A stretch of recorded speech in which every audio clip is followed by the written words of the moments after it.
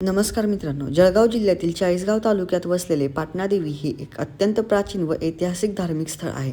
याच परिसरात असलेले हेमाडपंथी महादेव मंदिर हे यादवकालीन स्थापत्यकलेचा उत्कृष्ट नमुना मानले जाते. हे मंदिर अंदाजे 12व्या ते 13व्या शतकात बांधले गेले असल्याचे इतिहासकार मानतात. या मंदिराची रचना हेमाडपंथी शैलीत करण्यात आली असून विशेष म्हणजे या मंदिराच्या बांधकामात चुना न वापरता काळ्या घडीव दगडांचा उपयोग करण्यात आलेला आहे. एकमेकात अशा पद्धतीने वसलेले आहेत की आजही मंदिर भक्कमपणे उभे आहे. मंदिरात भगवान शंकराचे शिवलिंग प्रतिष्ठापित असून परिसर अत्यंत शांत व आध्यात्मिक अनुभूती देणारा आहे. मंदिराभोवती असलेली प्राचीन शिल्पकला, कोरीव नक्षीकाम आणि दगडी खांब हे तत्कालीन वास्तुकलेचे साक्ष देतात. त्यामुळे हे ठिकाण पर्यटकांचे, इतिहासकारांचे विशेष आकर्षण आहे. इतिहास, श्रद्धा आणि निसर्ग सौंदर्य यांचा सुंदर संगम म्हणजे पाटणादेवी जवळील हेमाडपंथी महादेव मंदिर. हेमाडपंथी स्थापत्य शैलीमुळे हे मंदिर महाराष्ट्राच्या प्राचीन वैभवाची साक्ष देणारे आहे.